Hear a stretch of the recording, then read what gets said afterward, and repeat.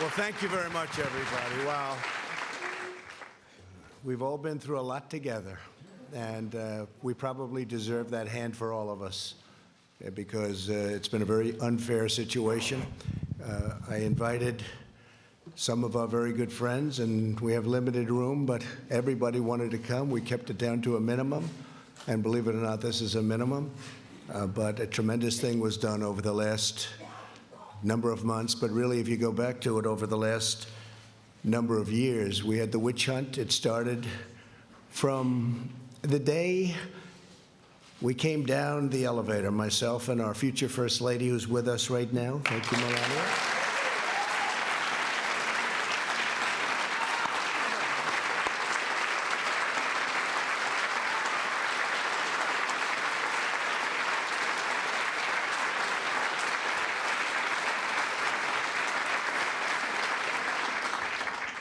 And it never really stopped.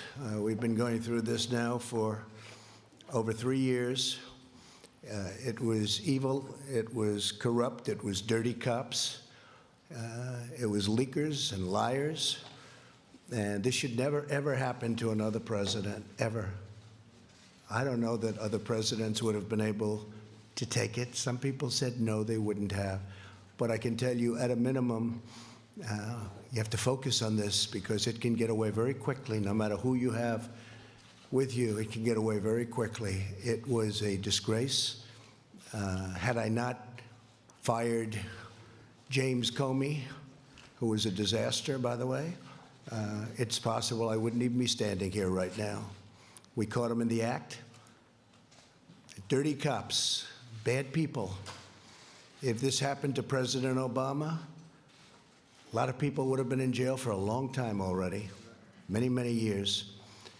I want to start by thanking some of, and I call them friends, because, you know, you develop friendships and relationships when you're in battle and war, much more so than, gee, let's have a normal situation. With all that we've gone through, we've done, I think, more than any president and administration. And really, I say, for the most part, Republican congressmen, congresswomen, and Republican senators. We've done more than any administration in the first few years. You look at all of the things we've done. I watched this morning as they tried to take credit for the stock market from think of that. Let me tell you, if we didn't win, the stock market would have crashed. And the market was going up a lot before the election because it was looking like we had a good chance to win. And then it went up tremendously from the time we won the election till the time we took office, which was November 8th to January 20th. And that's our credit. That's all our credit. And leading up to that point was our credit because there was hope. And one of the reasons the stock market's gone up so much in the last few days is people think we're doing so well. They liked the State of the Union speech.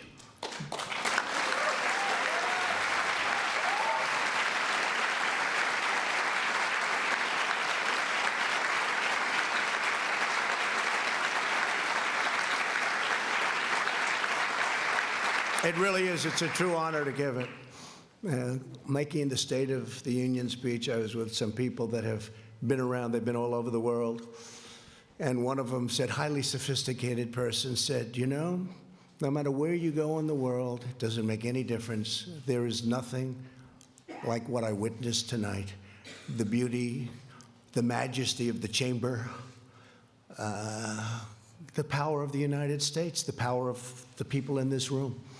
Really an amazing, even I don't think there is anything like that anywhere in the world. You can go to any other country, you can go to any other location, any other place. It's the beauty of everything. It's what it represents and how it represents our country. I want to start by introducing some of the people that are here. I know some are going to be left out, but they work so hard. And this is really not a news conference. It's not a speech. It's not anything. It's just we're sort of, it's a celebration because we have something that just worked out. I mean, it worked out. We went through hell unfairly, did nothing wrong. Did nothing wrong. I've done things wrong in my life, I will admit. Not purposely, but I've done things wrong. but this is what the end result is.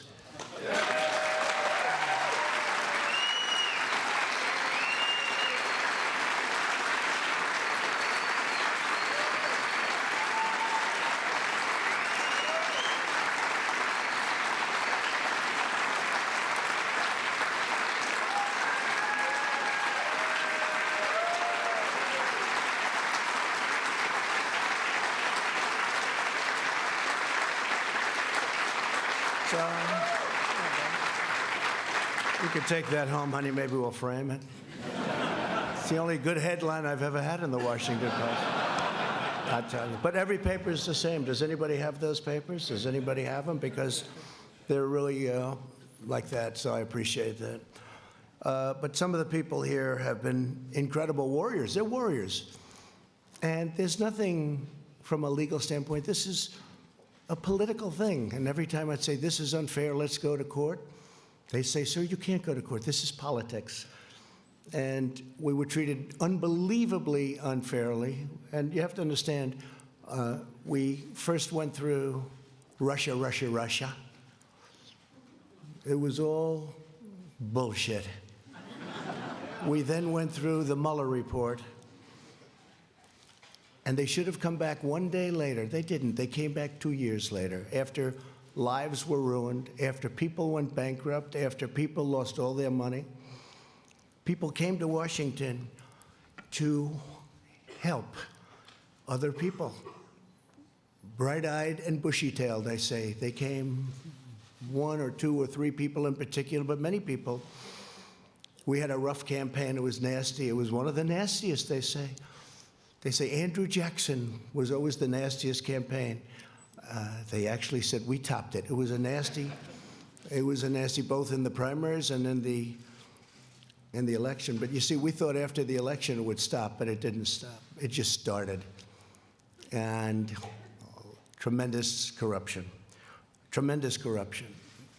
So we had a campaign. Little did we know we were running against some very, very bad and evil people with fake dossiers, with all of these horrible, dirty cops that took these dossiers and did bad things. They knew all about it. The FISA courts should be ashamed of themselves.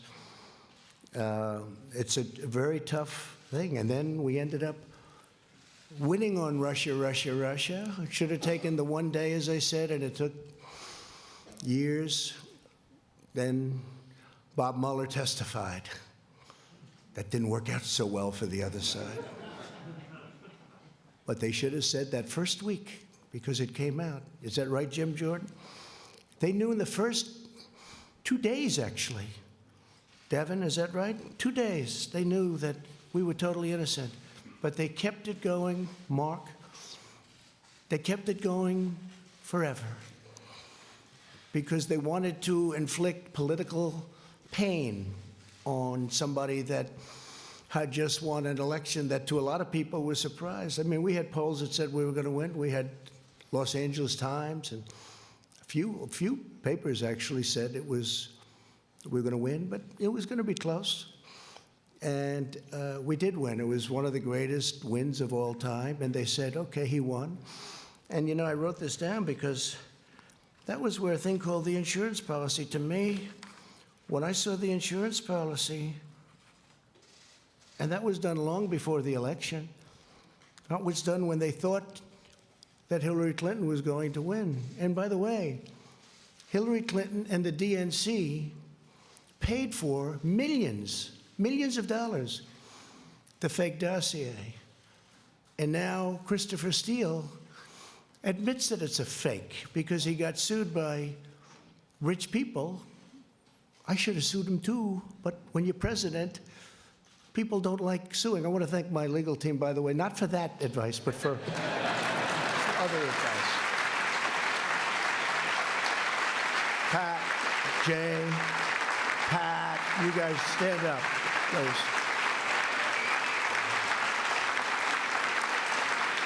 Great job.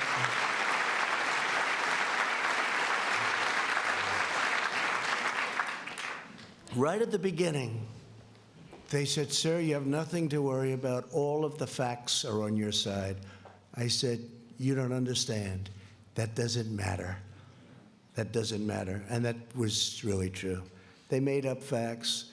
A corrupt politician named Adam Schiff made up my statement to the Ukrainian president. He brought it out of thin air, just made it up. They say he's a screenwriter, a failed screenwriter. He tried to go into, unfortunately, he went into politics after that.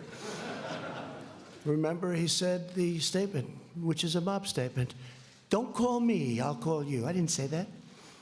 Fortunately, for all of us here today and for our country, we had transcripts. We had transcribers, professional transcribers. Then they said, oh, well, maybe the transcription is not correct. But Lieutenant Colonel Vidbin and his twin brother, right? We had some people that really amazing. But we did everything. We said, what's wrong with it? Well, they didn't add this word or that. It didn't matter. I said, add it. They're probably wrong, but add it. So now everyone agrees that they were perfectly accurate. When you read those transcripts, Tim Scott, I don't know if Tim's here, but he said, sir, he's the first one to call me. Sir, I read the transcript. You did nothing wrong. And Mitch, he stayed there right from the beginning. He never changed. And Mitch McConnell, I want to tell you, you did a fantastic job.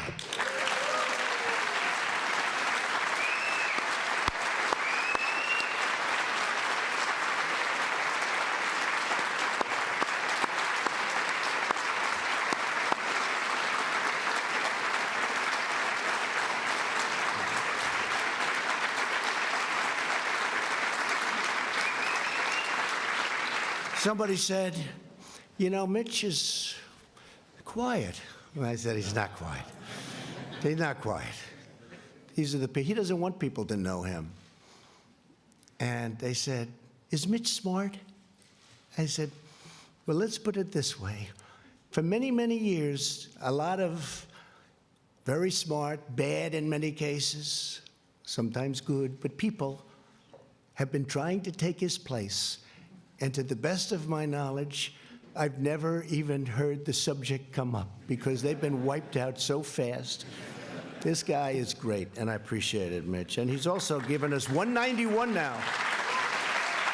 191 federal judges, 2 Supreme Court judges, right? We're up to 191. Yeah. Great guy. Great guy. He's a tough guy to read. I'm good at reading people. Tough guy to read, I'd call him. My wife would say, how'd you do with Mitch? I don't know. That's what makes him good, when you can read somebody. Fantastic job. And he understood right from this was crooked politics. This was crooked politics. How about all these people? They're running for office. They're saying the worst things about me, like 8 senators on the Democrat side. Most of them got wiped out. You know, they got their 1% or less. Most of them got less. They decided to go home. Let's go back to California. Let's go back to wherever they came from. Let's go back to New York. How about that one? Our New York Senator, Gillibrand. Let's go back to New York after they get nothing. And then they take an oath that they will be fair, that they will be reasonable, you know, all of the different things, and they had to sign. They're not fair, but here's the beauty. So we have 4 left. They're saying the most horrendous things about me. It's okay, it's politics. And then they're supposed to vote on me. They're trying to replace me, and then they're supposed to be voting. So I think it's incredible. But so Mitch, I want to thank you very much, incredible. And you have some of your folks here. And they're incredible people, and they've been right from the beginning. And again, you're out of session. Unfortunately, I only told these folks, let's do this today. We did a prayer breakfast this morning, and I thought that was really good. In fact, that was so good it might wipe this out. But by the time we finish, this will wipe that one out, those statements. I had Nancy Pelosi sitting 4 seats away, and I'm saying things that a lot of people wouldn't have said, but I meant every word of it. But we have some of the folks that are going to be leaving right after this, and they work hard, and they did work hard. Bill Cassidy, Senator. Stand up, Bill. What a guy. Great man. When I need to know about health insurance and pre-existing conditions and individual mandates, I call Bill or I call Barrasso. We get those two guys, they know more than anybody. A man who just became a senator. He's a little bit like me. We have a couple of them. Very successful guy in business, and he said, what the hell? I'll run for the Senate from Indiana. And he ran, and I saw him on television destroying his opponent in a debate. I said, you know, this guy could win, and I got behind him. And Mike Braun, you have done some great job. Thank you very much. Tough. Tough. Thank you. A man who got James Comey to choke, and he was just talking in his regular voice. He's the roughest man. He's actually unbelievable, and I appreciate the letter you sent me today. I just got it. But he's got this voice that scares people. You know, people from Iowa can be very tough. We're doing very well in Iowa. But I'll tell you, Chuck Grassley, he's looking at Comey. Well, you tell me, what did you say? Now, he wasn't being rough. That was just the way he talked. And that was when Comey, I think that was when Comey announced that he was leaking, lying, and everything else, right? He choked because he never heard anybody talk like that. You know, you should have gone, I wish you got angry. You could have gotten the whole ball game. He would have said, I give up. Chuck Grassley is an incredible guy.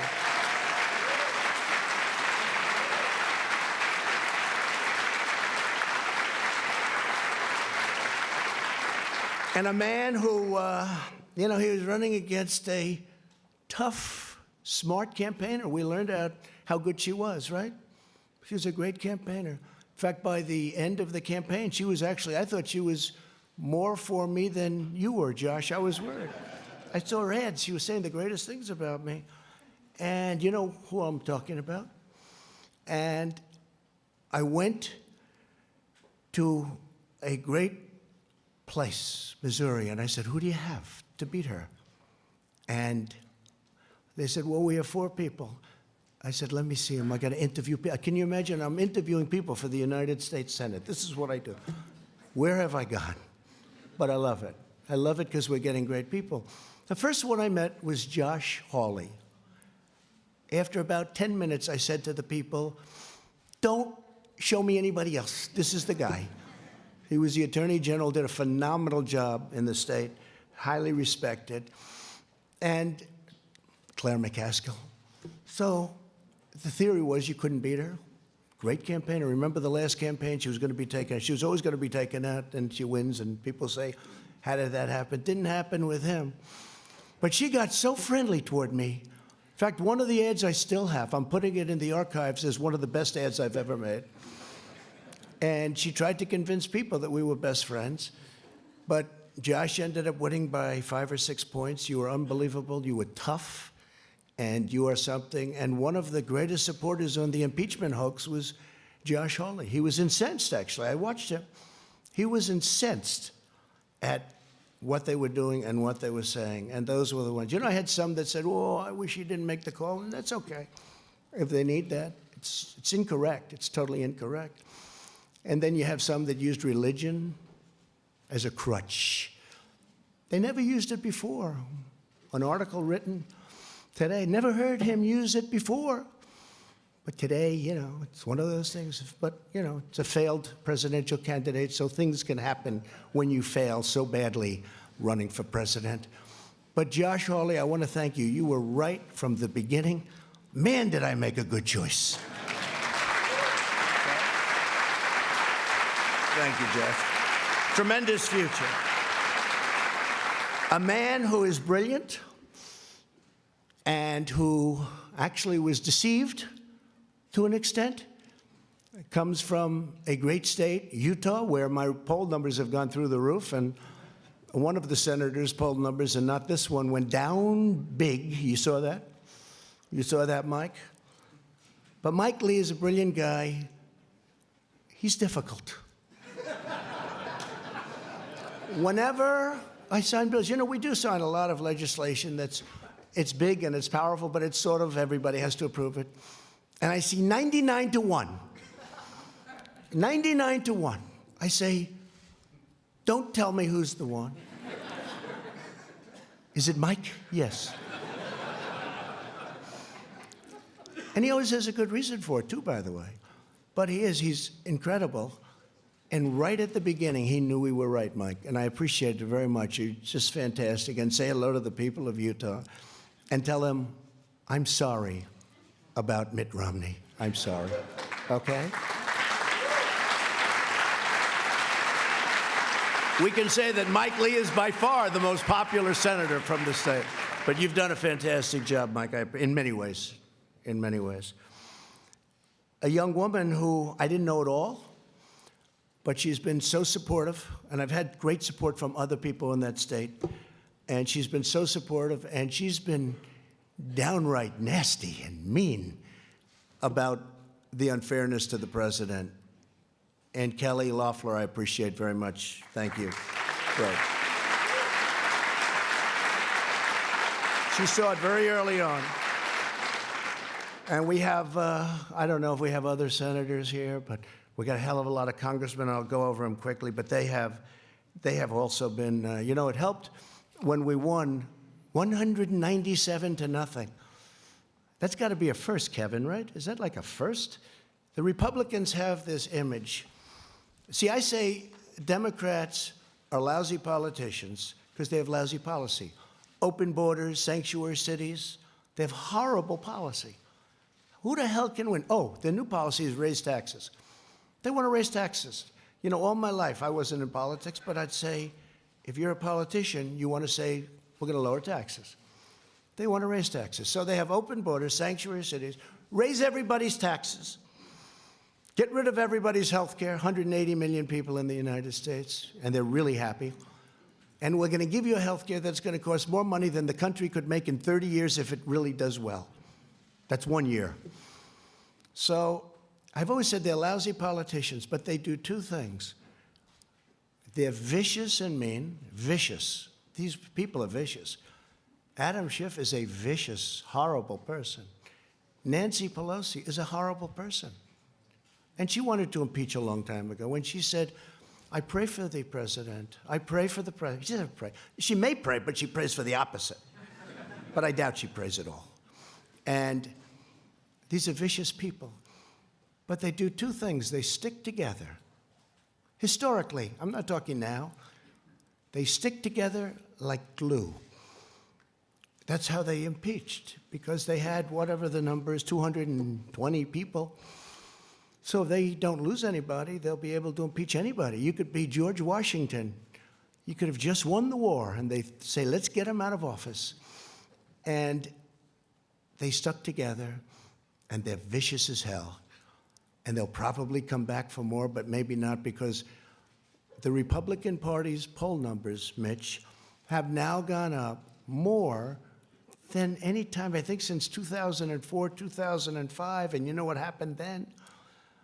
But in normal times, decades, you would call it. That was a little unusual time. It was for a very short period. The Republicans Party's poll numbers and Donald Trump's poll numbers are the highest I've ever had them. So maybe they won't. It's no way to get your poll numbers up. It's not worth it. Because from my family standpoint, it's been very unfair for my family. It's been very unfair to the country. Think of it. A phone call. A very good phone call. I know bad phone calls. This is a phone call where many people, I think Mike Pompeo was probably on the call. Where's Mike? Mike Pompeo was on the call. Many people were on the call. I know that many people. They even have apprenti, bringing up an old favorite word of mine, the apprentice. They have apprenti. They have people on these calls. And I know there are many, when I speak to the head of a nation, and they have many people on. I mean, also, do you think they're just, in the case of Ukraine, he's a new president. He seems like a very nice person, by the way. His whole thing was corruption. He's going to stop corruption. We even have a treaty, 2001, 1999. It's a treaty, signed treaty, that we will work together to root out corruption in Ukraine. I probably have a legal obligation, Mr. Attorney, to report corruption. But they don't think it's corrupt when a son that made no money, that got thrown out of the military, that had no money at all, is working for $3 million up front, $83,000 a month, and that's only Ukraine. Then goes to China, picks up $1.5 billion. Then goes to Romania, I hear, and many other countries. They think that's okay. Because if it is Ivanka in the audience? Is Ivanka here? Boy, my kids could make a fortune. They could make a fortune. It's corrupt. But it's not even that. It's just general corruption.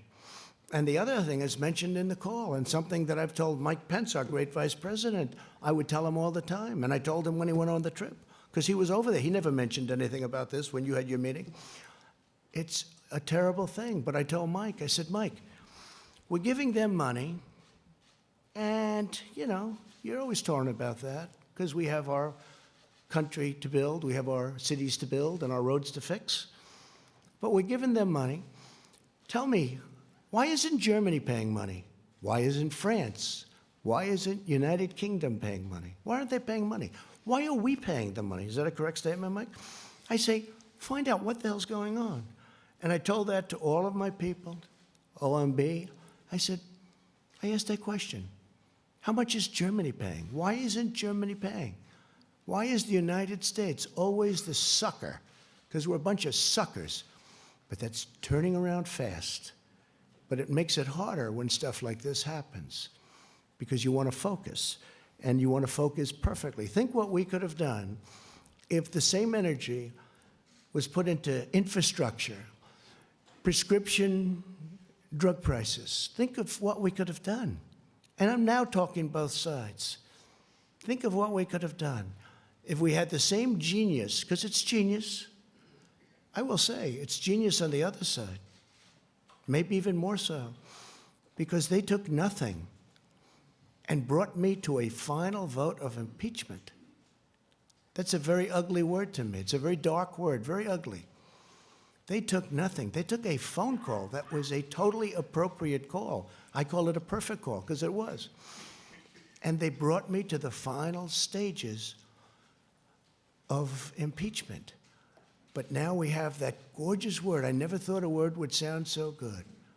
It's called total acquittal. Total acquittal.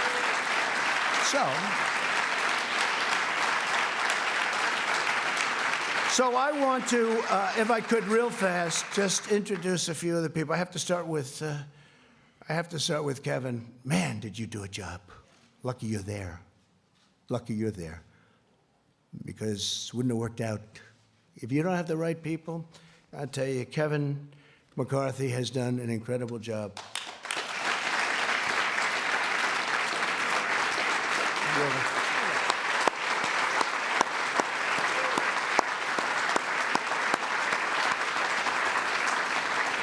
And he loves his job, and he loves his country. Tell you what, Mitch and Kevin, they love what they do. Now, Mitch wouldn't even tell you he liked it. Say, Mitch, do you like it? I don't know.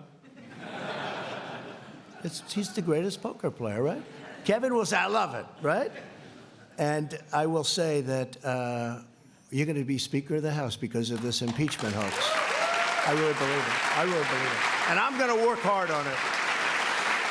I'm going to try and get out to those Trump areas that we won by a lot. And, you know, in 18, we didn't win. We just won 2 seats in North Carolina, 2 wonderful seats in North Carolina that were not supposed to be won.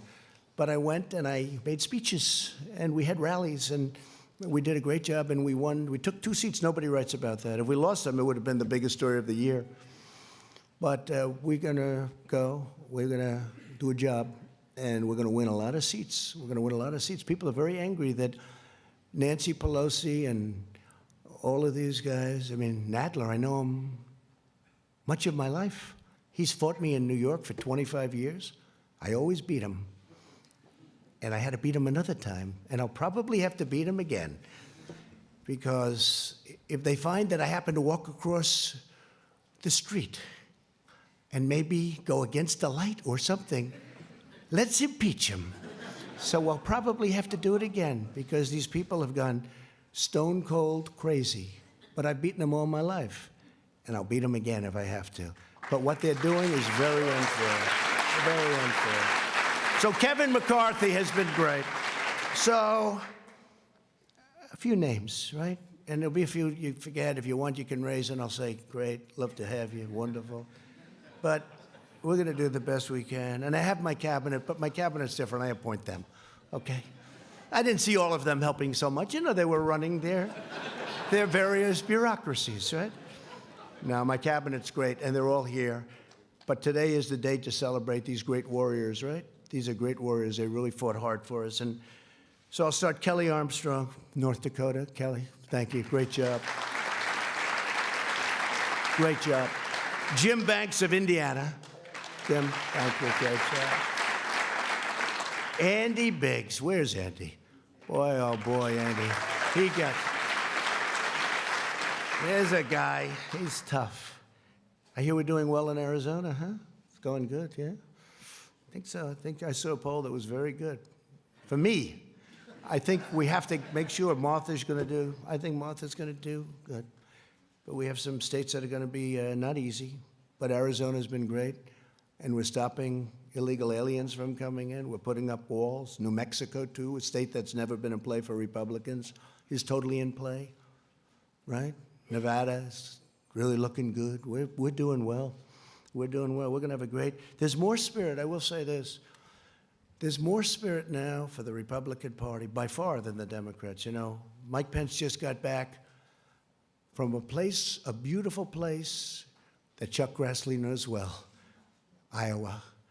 And he was talking about this fiasco, the Democrats. They can't count some simple votes, and yet they want to take over your health care system. Think of that. No, think of that. But we also had an election out there, and we got 98% of the vote. We have two people running, you know, and I guess they consider them non-people, but they are running.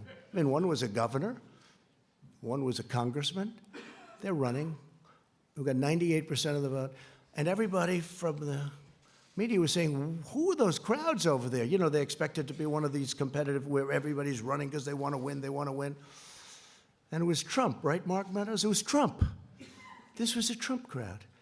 And actually a lot of my guys went there. They went to Iowa, and a lot of friends went there, and we had tremendous, they say the spirit for the Republican Party right now is stronger, I think, than it's ever been in the history of our country. I think it's stronger than it's ever been. And that includes honest Abe Lincoln. You know, a lot of people forget Abe Lincoln. I wish he were here. I'd give him one hell of an introduction. But he was a Republican. Abe Lincoln, honest Abe. Bradley Byrne, Alabama. What a great place. Thank you, Bradley. A man who has been an unbelievable friend of mine and spokesman, and somebody that I really like. And I know, Kelly, you're going to end up liking him a lot. Something's going to happen that's going to be very good. I don't know. I haven't figured it out yet. But Doug Collins, where is he? Where is Doug? You have been so great. Thank you very much, Doug. Thank you very much. Yeah, thank you. Really amazing job. A young man who is born with a great gene, because I know his father and how great a politician he was, but he's from Florida. Sometimes controversial, but actually he's not controversial. He's solid as a rock, and he's a friend of mine, Matt Gaetz. Matt? Thank you, Matt. Thank you. Great job. All right, this guy. So he's the NCAA, meaning a couple of years ago when he was in college, wrestling champion. NCAA, that's the big deal. That means in all of college, you're the champ, you're the best. His record was ridiculous. Nobody could beat him. And I see it, you know, every time I see it. When I first got to know him, Jim Jordan, when I first got to know Jim, I said, he never wears a jacket. What the hell's going on? He's obviously very proud of his body.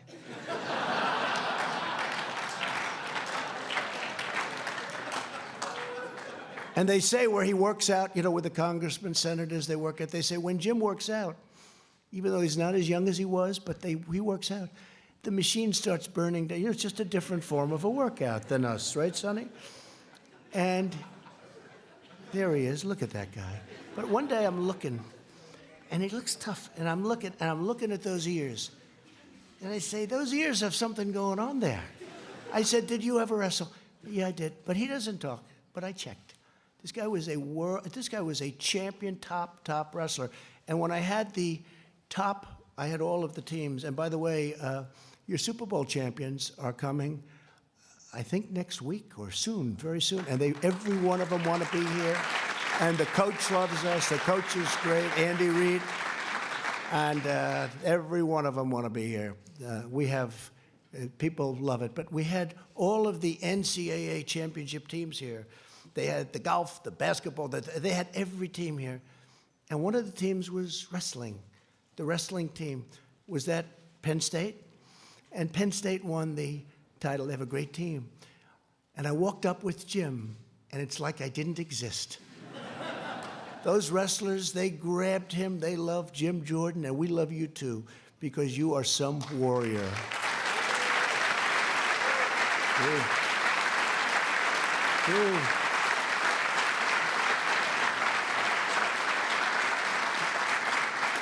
A woman who became a star. We have a couple of women that became stars, you two. And I always liked the name of her, I liked the name, Lesko. I liked it. That's how I picked it. I liked the name. I saw that face. I saw that everything. They gave me cards. She had like 7 opponents, right? And you have no idea how much the public appreciates how smart, how sharp you are. This I can't tell. I can't tell.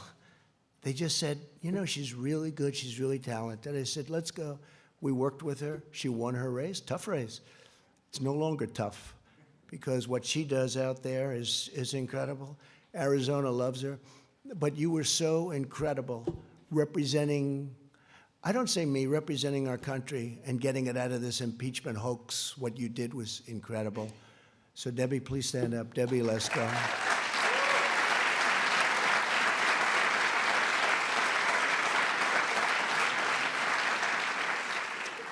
A man who I became very friendly with. I don't know why. Do you ever have where, I'll ask the media, certain people call, you take their calls. Other people call, if they don't have information, they won't take anybody's call. But other people call, and you don't. This is a guy, he's just a very special guy. His wife, I actually like better than him, to be honest. Because he doesn't know that I know that he didn't actually support me right from the beginning, but she did. And on my worst day, right? On my worst day, my worst, I won't tell you why it was my worst, but it was not one of those good days. She got on a bus, got many other buses, and women all over North Carolina, and they toured North Carolina. Well, Mark was back sort of semi-supporting another candidate, which he ended up leaving very quickly. I don't think you had a choice because of your wife. But thank her, and Mark Meadows, he's an extraordinary guy. I mean, the only problem is, I guess he's announcing, he'd only win by 40 points, but he's announcing that he'll be not running this time. Do you have somebody good to run? Somebody going to win your district by at least 20 points, please? Okay?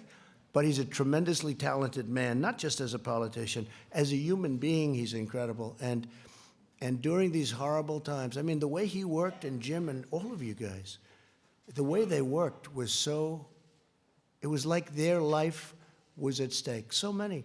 Ron DeSantis is another one. He worked so hard. Then he called me, he said, sir, I'd like to run for governor. I said, governor? I don't want you to run. I like you staying. No, I want to run for governor.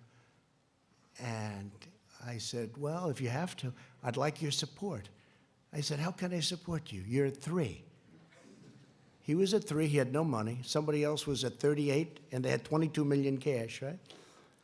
I said, look, if it's important, I'll do it, because he's been another great warrior. And he's, by the way, he ran, I endorsed him.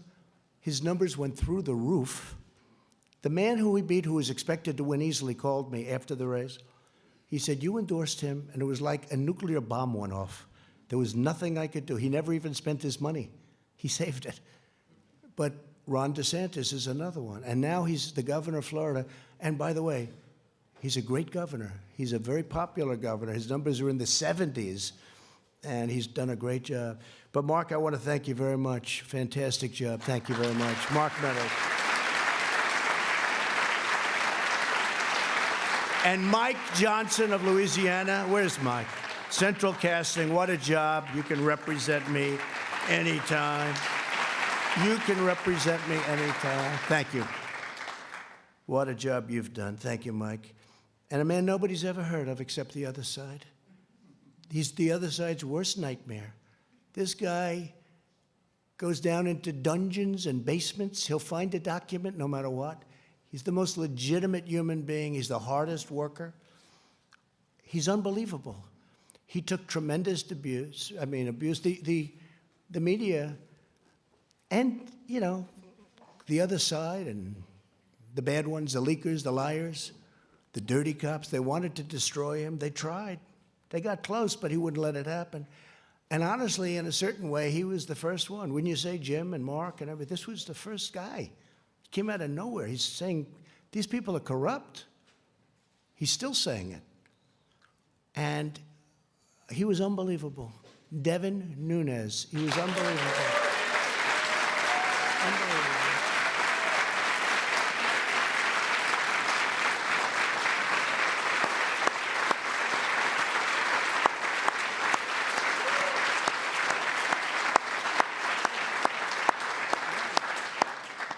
That's so true, Devin.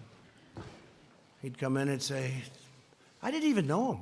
I just heard there was this congressman who kept going into a basement, into files. He knew something was wrong. You felt it, right? And now we know a lot more than we knew then, right? You never thought it was as bad as it is. And hopefully we're going to take care of things because we can never, ever allow this to happen again.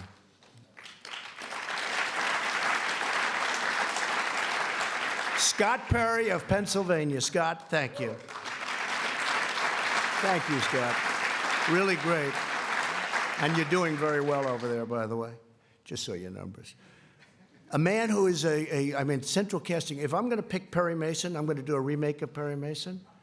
Other than Bill Barr, I picked this guy, but I have to say I picked Barr. I picked Barr first, right? John Ratcliffe, right? But I have to tell you, if we're doing a remake of Perry Mason, the man I get, there's nobody in Hollywood like this, John Ratcliffe, right? Stand up, John. Such a great lawyer.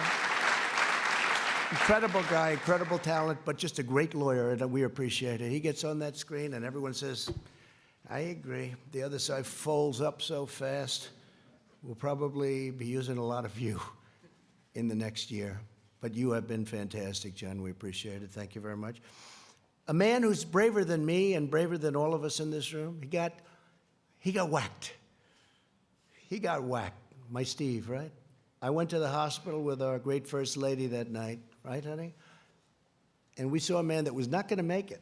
He was not going to make it. He was the doctor. And I told him, his wife, I said, she loves you. Why do you say that? Because she was devastated. A lot of wives wouldn't give a damn. A lot of wives would have said, hey, yeah. I said, how's he doing? Oh, she couldn't even talk. She was inconsolable. Most wives would say, not good. Listen, I'm going home now. But the doctor came in. The wife is like, she was a total mess. She was really devastated. And it really looked like he had a 25% chance. I think you set a record for blood loss. And Steve Scalise, honestly, I think you're better looking now. You're more handsome now. You weren't that good looking. You look good now. He looks better now. Can you believe it? I don't know what the hell that is. Sure. Better now.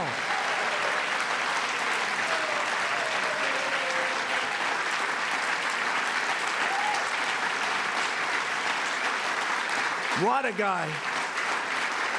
And he was practicing. He was practicing for the baseball game against, I guess, the Democrats, right?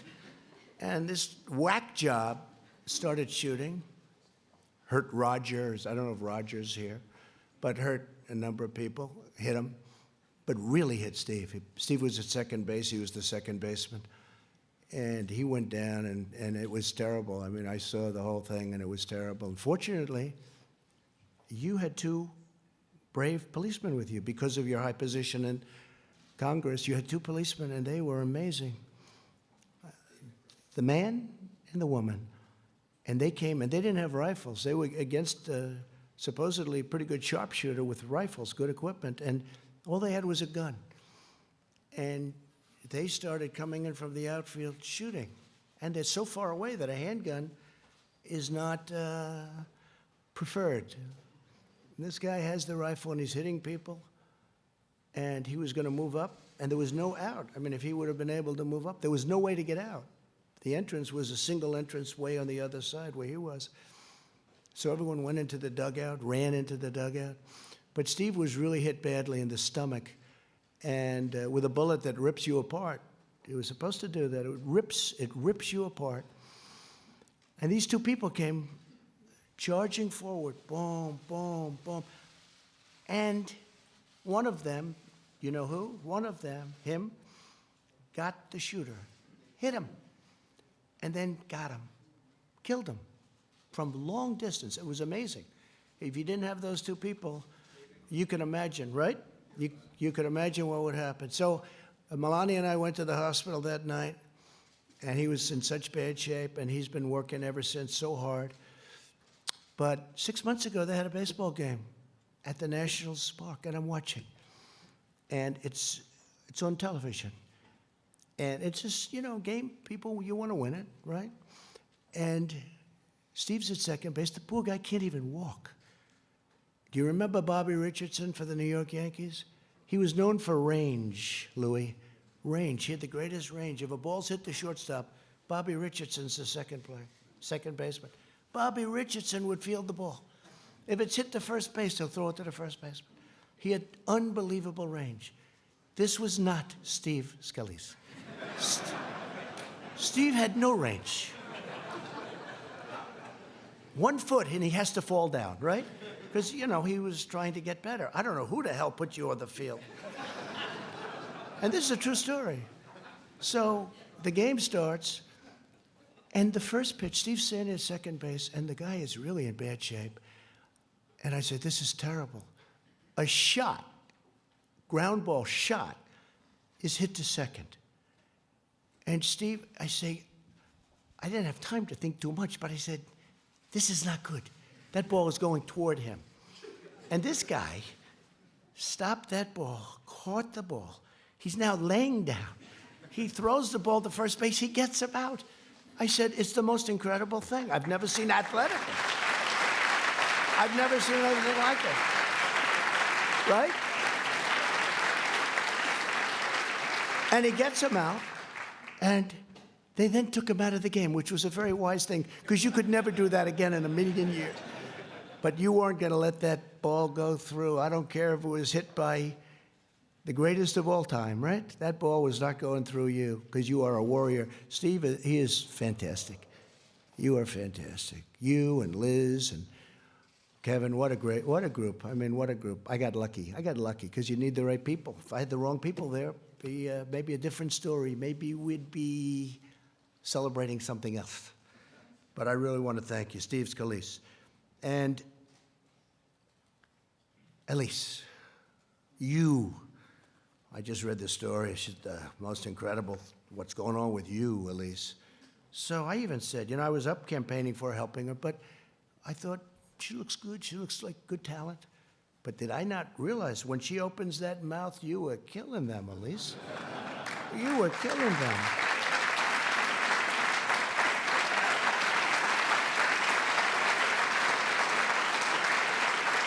Elise, and there's a big story in the New York Post. I love the New York Post because they treat me well. There aren't too many of you that do, but today you're treating me well. I even had a great headline. New York Times, Washington Post. I had all these great headlines. Maybe we should just end it right there. But you had the greatest story yesterday in the Post, that people from all over the country are contributing to her campaign. They were so enthralled with the way you handled yourself. what you said, the way you said it, and I'll always be your friend. I think it's really an amazing story. What a great future you have. What a great future. Thank you. First Lady agrees, by the way.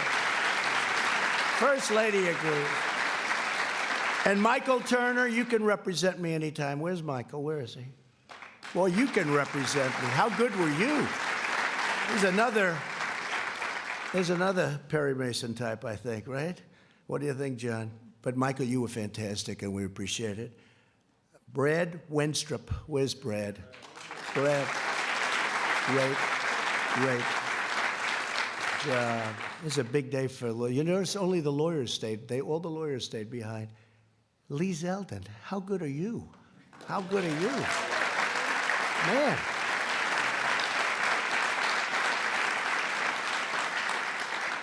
And Louis, your name's not down. They didn't give me your name.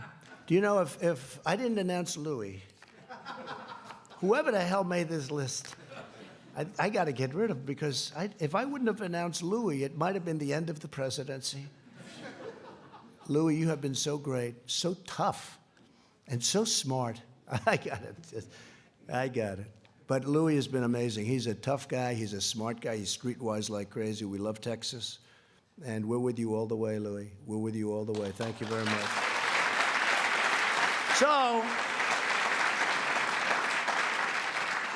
So that's the story. We have a great group of warriors, and there are others left, and I guess probably, I'm sure I didn't mention a few, and I apologize if that's the case. How's CPAC doing? Good? My man, stand up, please, will you? He's the one, he said you should run.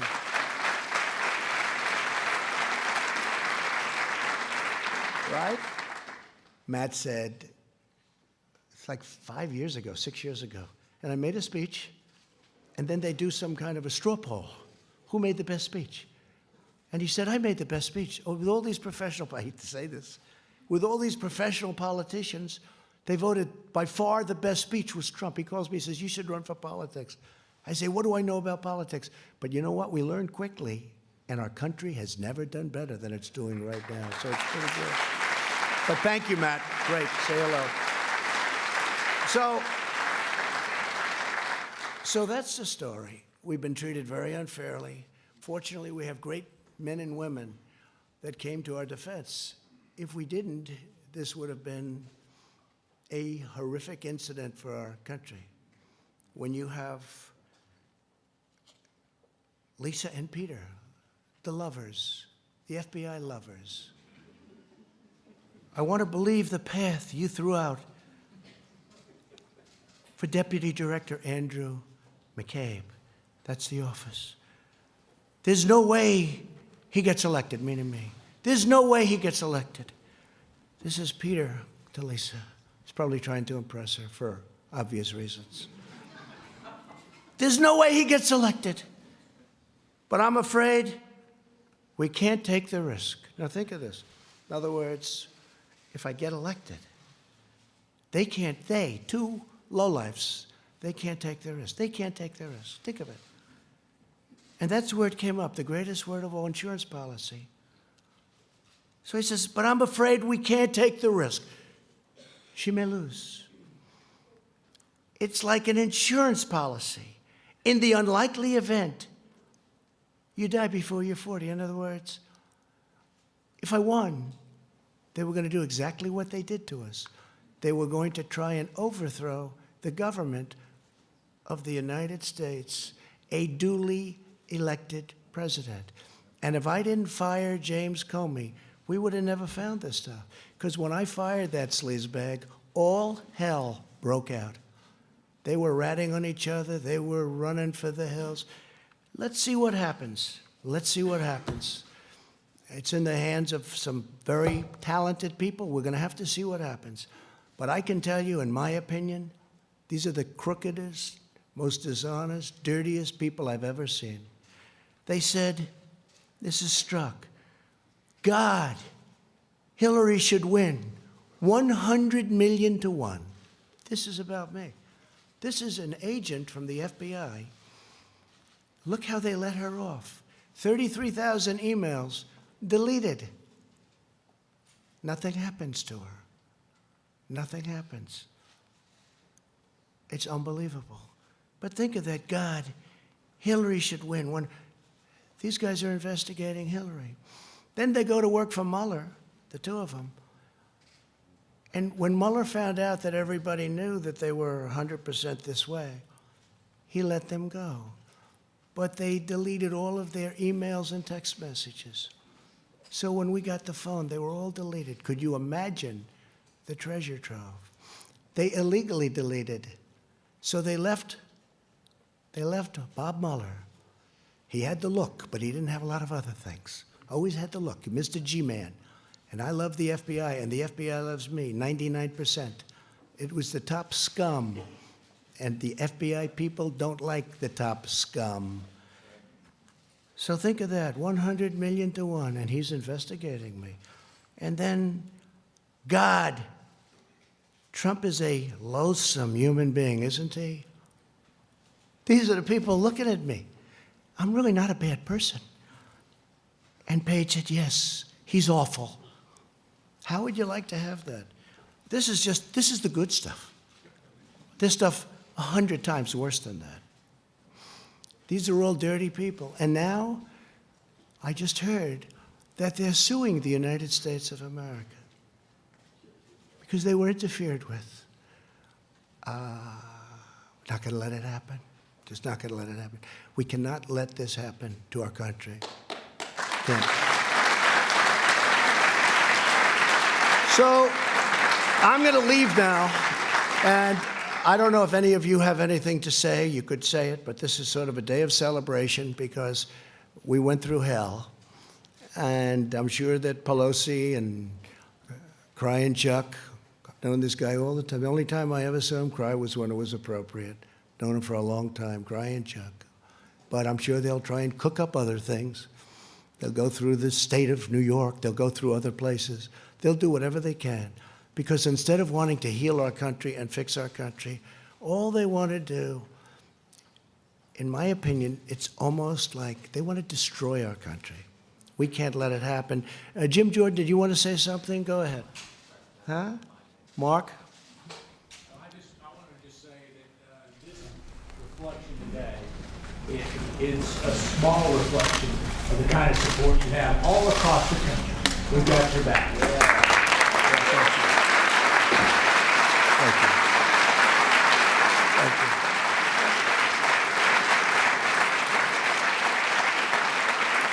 you. This was a highly partisan situation. Pelosi said, I copied it down exactly. Before the impeachment, she wanted to impeach from day one, by the way. Don't let it fool you. You know, she said, no, the impeachment is a very serious thing. I said, she wants to impeach. Watch.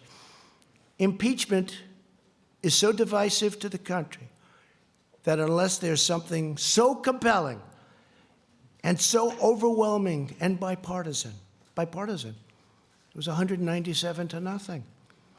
And other than one failed presidential candidate, and I call that half a vote because he actually voted for us on the other one.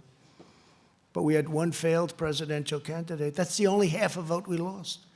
So we had almost 53 to nothing. We had 197 to nothing. And the only one that voted against was a guy that can't stand the fact that he ran one of the worst campaigns in the history of the presidency. But she said, there's something so compelling, has to be so compelling and so overwhelming and bipartisan. I don't think we should go down that path because it divides the country. She was right about that. And it's just not worth it. That was Nancy Pelosi a year ago, right? And I think it's a shame. I think it's a shame. But as I said, if we can put this genius to work on roads and highways and bridges and all of the things we can do, prescription drugs. You know, we had, Secretary Azar's here, and I want to thank him for this, but we had, first time in 51 years where drug prices actually came down last year. First time in 51 years. But what we can do working with both parties in Congress would be unbelievable. It would be unbelievable. What we can do And I know Chuck Grassley is working very hard on it, and Mitch is working very hard on it. But what we can do is incredible. What we can do just generally. We've done so much without it. We've rebuilt our military. We've cut regulations at a level that nobody thought possible. We'll always protect our Second Amendment. We all know that. But I just want to tell you that it's an honor to be with you all. I want to apologize to my family for having them have to go through a phony, rotten deal by some very evil and sick people. And Ivanka's here, and my sons, and my whole family. And that includes Barron. That includes Barron, who's up there as a young boy. Stand up, honey. Ivanka, thank you, honey. Come.